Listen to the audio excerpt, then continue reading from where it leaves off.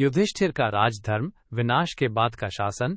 नमस्कार दोस्तों, स्वागत है आपका हमारे पॉडकास्ट महाभारत कालजयी कथाएं बच्चों और बड़ों के लिए के आज के एपिसोड में।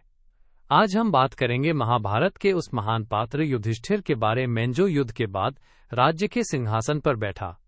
इस कहानी का नाम है युधिष्ठिर का राजधर्म, विनाश के बाद का शासन। सबसे पहले जान लेते हैं कि युधिष्ठिर कौन थे। वे पांडवों में सबसे बड़े थे, धर्मराज कहलाते थे क्योंकि उनका जीवन और सोच हमेशा धर्म यानी न्याय और नैतिकता पर आधारित थी।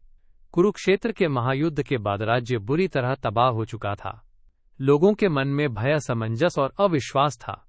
ऐसे समय में युधिष्ठिर ने अपने राजधर्म को निभाने का फैसला किया, जिससे वे न केवल राज्य को पुनः खड़ा कर सके बल्कि लोगों का भरोसा भी जीत सके। जब युधिष्ठिर सिंहासन पर बैठे तो उनके चारों ओर थे उनके सलाहकार, बुद्धिमान विदुर, रणनीतिक गीता के ज्ञान वाला श्री कृष्ण और अनुभवी सेनापति दुर्योधन के पराजित सैनिकों से जुड़े कई पुराने मंत्री। साथ ही जनता भी थी, किसान, दुकानदार, कारीगर और सैनिक जो युद्ध की त्रासदियों से उबरने की कोशिश कर रहे थे। अब आइए सुनते हैं कि युधिष्ठिर ने क्या किया।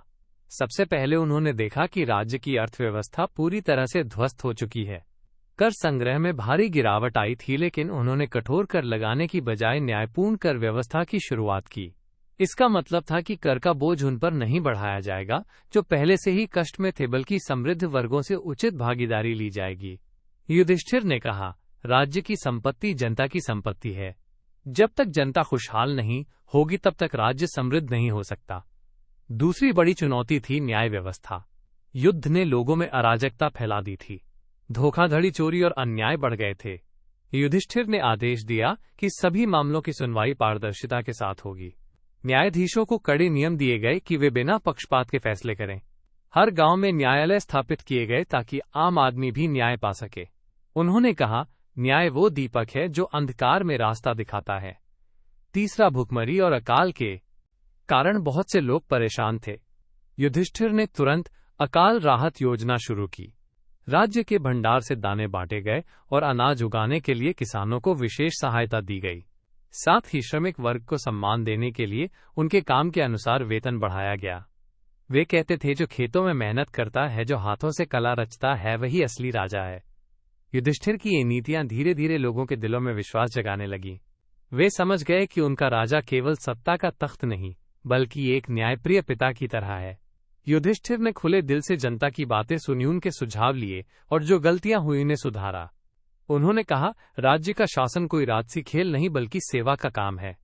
एक छोटी सी घटना याद आती है जब एक गरीब किसान न्याय के लिए युधिष्ठिर के दरबार में आया। उसने कहा कि उसके जमीन के कुछ हिस्से अमीरों ने जबरन ले लिए हैं।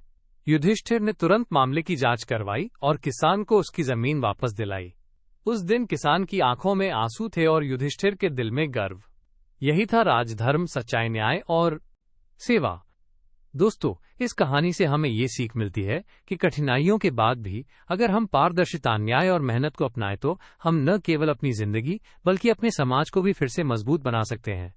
युधिष्ठिर ने यही किया और इसलिए उनकी शासन व्यवस्था आज भी हम सब के लिए प्रेरणा है।